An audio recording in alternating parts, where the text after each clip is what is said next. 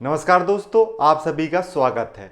आज हम इस वीडियो में बात करेंगे एसएससी सीजीएल, जिसका नोटिफिकेशन जारी हो गया है 2025 का, जिसमें लगभग 14,582 जो पोस्ट हैं उसके लिए अब तैयारी कैसे करें। टायर 1 में जो 60 दिन बचे हैं उसकी रणनीति क्या होना चाहिए, उसी की हम चर्चा करेंगे।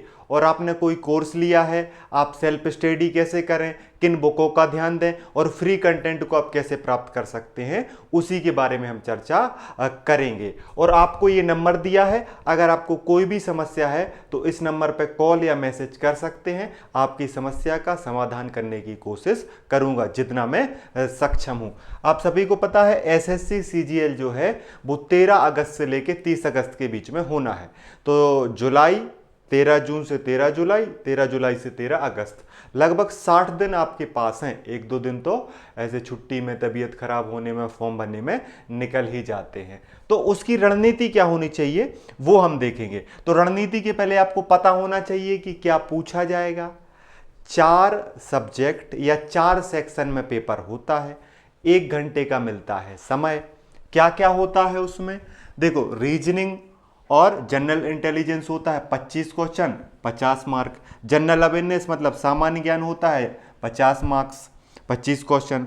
क्वांटिटेटिव एप्टीट्यूड मैथ्स होता है 25 क्वेश्चन 50 मार्क्स। इंग्लिश कॉम्प्रिहेंशन होता है 25 क्वेश्चन 50 मार्क। अब इन चीज़ों पे आपको ध्यान देना पड़ता है, तो सिलेबस के अकॉर्डिंग पढ़ना चाहिए, पी बाई क्यू को ध्यान रखना चाहिए। उन्हीं सब चीज़ों पे चर्चा कर लेते हैं।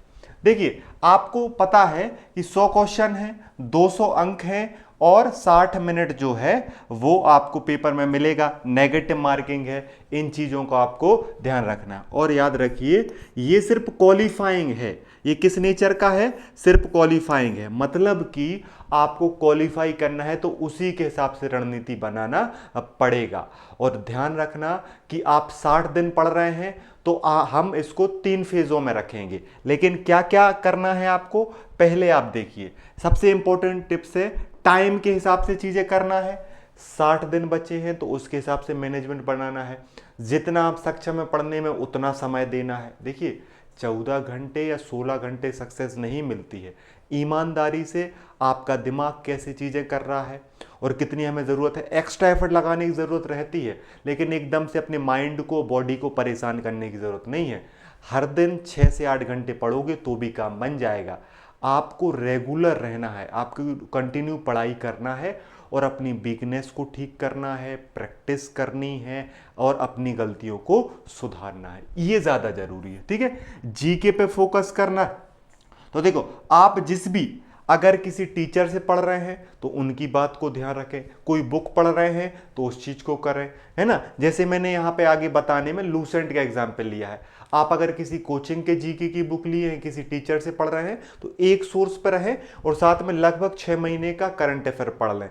करंट अफेयर में जो आप पढ़ सकते हैं, बुकों के राइटर्स पूछे जाते हैं, इंडेक्स पूछे जाते हैं, इंपॉर्टेंट अपॉइंटमेंट पूछे जाते हैं, इंपॉर्टेंट मिलिट्री एक्सरसाइज पूछे जाते हैं, लोक नृत्य पूछे जाते हैं। तो इन सब चीज़ों को, जो स्टैटिक जीके और करंट अफेयर आपस में मिक्स होता है, उसको ज़्यादा पढ़ें, है ना। मॉक ज़रूरी है, मॉक टेस्ट देना ज़रूरी है। एक पी बाई क्यू का एनालिसिस और एक मॉक टेस्ट, इनको देना बहुत ज़रूरी हो जाता है, ठीक है। वोकेबलरी सीखना है। अगर इंग्लिश में सक्सेस पाना है तो आपको 10 वर्ड तो डेली सीखने ही पड़ेंगे, ठीक है। Error log, track your mistakes in a notebook, review weekly.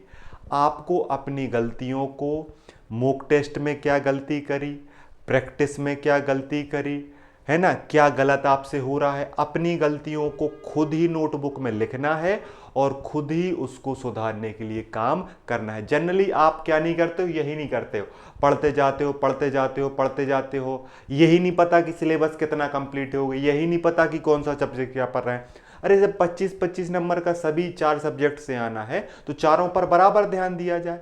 एक पे अकेला जीके पढ़ने से सक्सेस नहीं मिलती, अकेला मैथ्स पढ़ने से सक्सेस नहीं मिलती। आपको लगभग सभी चीज़ों पर कमांड बनानी पड़ती है और जो ज़्यादा मेहनत वाला रहता है उसको छोड़ दो, ठीक है। अब पी बाई क्यू सॉल्व करना जरूरी है। One previous year question paper week में एक पी बाई क्यू करना तो जरूरी है ही, ठीक है। अब ये 3 फेजों में है।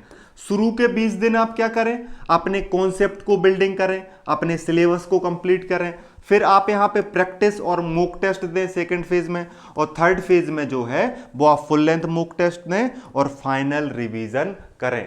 आप इसको 3 भागों में बांट कर सकते हैं। और याद रखना कि आपको अपनी रिपोर्ट टाइप की बनानी है। क्या पढ़ना है पहले डिसाइड करना है, फिर कितना पढ़ा, क्या नहीं पढ़ पाए, क्या चीज़ नहीं कर पाए, वो आपको खुद अपने पास रखना है। देखो, दूसरा आपको बताएगा कि आप किस डायरेक्शन में जा रहे हो, उससे बेहतर है कि आपके पास खुद ही रहे। कितना करना था, कितना कर पाया, क्या सही किया, क्या गलत किया, क्या सुधार किया, ये आपके पास होना चाहिए। एक डायरी बना लो, फायदे में रहोगे। देखिए, जो खुद पे मेहनत करता है वही सफलता प्राप्त करता है। अब पहले फेज में देखो, पहले फेज में मैं तो कह रहा हूं मिनिमम रखो, 6 घंटे का रखो। उसमें 1 घंटे मैथ्स को दो, 1 घंटे रीजनिंग को दो, 1 घंटे इंग्लिश को दो, 1 घंटे जीके को दो। बाद में 1 घंटे आपको क्या करना है, टॉपिक वाइज क्विज करना है। जैसे टेक्स्ट बुक हो गया, अड्डा 24/7 हो गया, बहुत सारे यूट्यूब चैनल्स हैं जो आपने पढ़ लिया है। जो जैसे मान लो मैथमेटिक्स में आपने परसेंटेज पढ़ लिया है तो उसका क्विज लगा लें, उसकी प्रैक्टिस कर लें सेशनल वाइज। मतलब पढ़ते भी जाएं और प्रैक्टिस भी करते जाएं। 1-1 घंटे चारों सब्जेक्ट को पढ़ने के लिए, अध्ययन के लिए दें। उसमें कुछ इंपॉर्टेंट नोट्स बनते हो तो नोट्स को बनाएं, और बाद के 1 घंटे को प्रैक्टिस करें। और साथ में 1 घंटे जो है आपको P/Q भी एनालिसिस करना है। इससे ये पता चलेगा क्या पढ़ना है, किस लेवल का पढ़ना है, और सही पढ़ रहे हो या नहीं पढ़ रहे हो। तो P/Q का भी एनालिसिस करना है, आपको सेशनल क्विज भी देने हैं, और सिलेबस भी कंप्लीट करना है। शुरू के 20 दिन में यही करना है। लगभग 80% सिलेबस जो है वो आप शुरू के 20 दिन में कर लें। नोटिफिकेशन में सिलेबस दिया है, P/Q से पता चल जाएगा किस लेवल तक पढ़ना है, और उसको पढ़ सकते हैं। और अगर कोई समस्या जाती तो मेरा नंबर दिया है, उस पर कॉल कर सकते हैं। सेकंड फेज में हमें क्या करना है, सेकंड फेज में प्रैक्टिस करना है और मॉक टेस्ट। देखिए, शुरू में अगर आप क्या करोगे, शुरू में कुछ नोट्स बना लोगे, कुछ चीज़ें पढ़ लोगे, तो आपको आइडिया लग जाएगा कि अब प्रैक्टिस में आपको कहाँ कमी करनी है। देखो, इस वाले में खास तौर पे आपने जो मिस्टेक्स कर रहे हो उन पे ध्यान देना है, एक्यूरेसी पे ध्यान देना है, और स्पीड।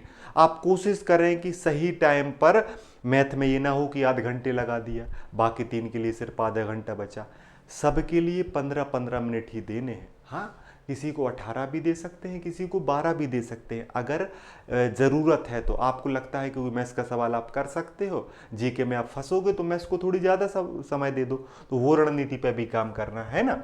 तो आपको यहाँ पे फिर सेशनल वाइज, अगर आपने शुरू के 20 दिन में अगर सही से पढ़ा, कॉन्सेप्ट बिल्डिंग कर लिया, थोड़ी शॉर्ट नोट्स बना लिए, तो फिर बाद की में प्रैक्टिस करते जाओ, गलतियां देखो, उन गलतियों पे काम करो। मान लो आपने साइंस का कोई क्वेश्चन किया, नहीं बना, जैसे विटामिन है ना, ब्लड है, हार्ट है, इनसे क्वेश्चन पूछे जाते हैं। तो मान लो आपने गलत कर दिया, तो अब आप उठाइए नोट्स, उठाइए बुक, देखिए यूट्यूब वीडियो, और पूरा विटामिन पढ़ डालिए, पूरा ब्लड के बारे में पढ़ डालिए।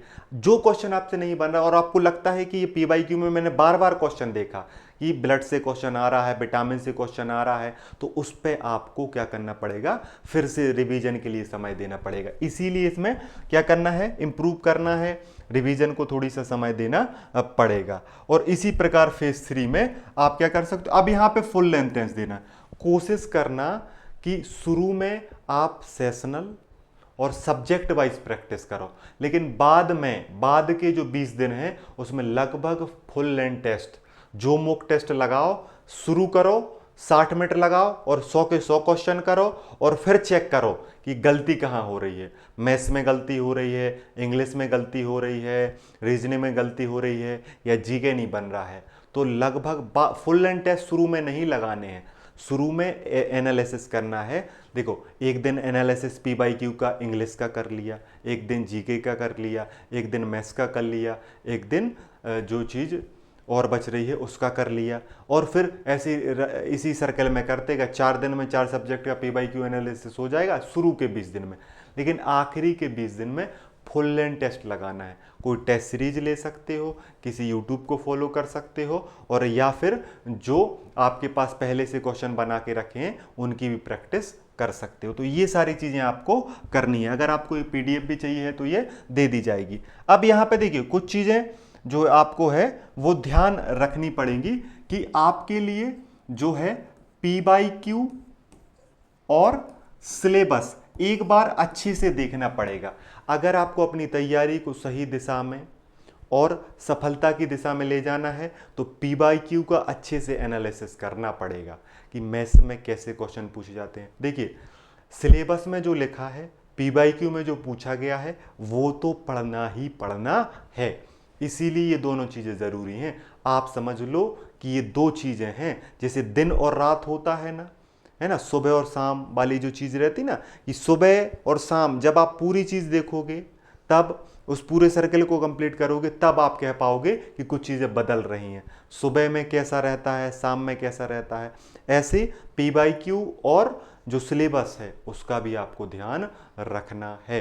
फिर जब इनको दे दोगे तो फिर आपको मॉक टेस्ट का पता चलेगा कि मॉक टेस्ट जो हैं वो सही हो रहे हैं या नहीं हो रहे हैं। मतलब जब आप पी बाई क्यू आपके, देखो पी बाई क्यू आपके दिमाग में फिट हो गए, सिलेबस आपके दिमाग में फिट हो गया, सिलेबस को आपने पढ़ भी लिया, तब आपको पता चलेगा ना कि टेक्स्ट बुक या अड्डा 24/7 या कोई अच्छे सर जो हैं या अच्छी कोचिंग जो है वो आपके मॉक टेस्ट जो ले रही है वो सही लेवल की ले रही है कि सिर्फ आपसे मेहनत ही करवा रही है। अब इन मॉक टेस्ट में आपको एनालिसिस करने में भी समय देना है। आप सही कर रहे हैं तो एक्चुअली में सही है कि तुक्का लगा दिया, और गलती कर रहे हैं तो गलती क्यों हो रही है और कैसे सुधरा जाए, इन सब चीज़ों पर ध्यान देना है। और इन्हीं सब चीज़ों को करोगे ना तो जहां गलती हो रही है उसका ज़्यादा रिवीजन करो, अपनी वीकनेस को सुधारो। और याद रखना, क्योंकि 0.5 की नेगेटिव मार्किंग है तो जो क्वेश्चन नहीं आ रहा है जल्दी से डिसाइड करो, एक दो प्रयास करो फिर उसको छोड़ दो। एक के चक्कर में 4-5 गलत नहीं करना है। एक गलत हो जाए, एक छोड़ दिया जाए, दो छोड़ दिए जाए तो भी काम बन जाएगा, क्योंकि जो जिस पेपर को आप देने वाले हो ये क्वालिफाइंग नेचर का है और जनरली कट ऑफ जो है वो 140 से लेके 160 के बीच में आता है। मतलब आपके 80 क्वेश्चन भी सही है ना तब भी आपका काम बन जाएगा। 70 से 80 क्वेश्चन अगर आपने सही कर लिए तो भी आपका काम बन जाएगा। मतलब 10 से 15 में गुंजाइश है कि गलती की जा सकती है, छोड़ा जा सकता है। ठीक है, तो उम्मीद है कि ये चीज़ आपको फ़ायदा करेगी। पढ़ते रहिए और कोई भी समस्या है तो कांटेक्ट कर सकते हैं। धन्यवाद।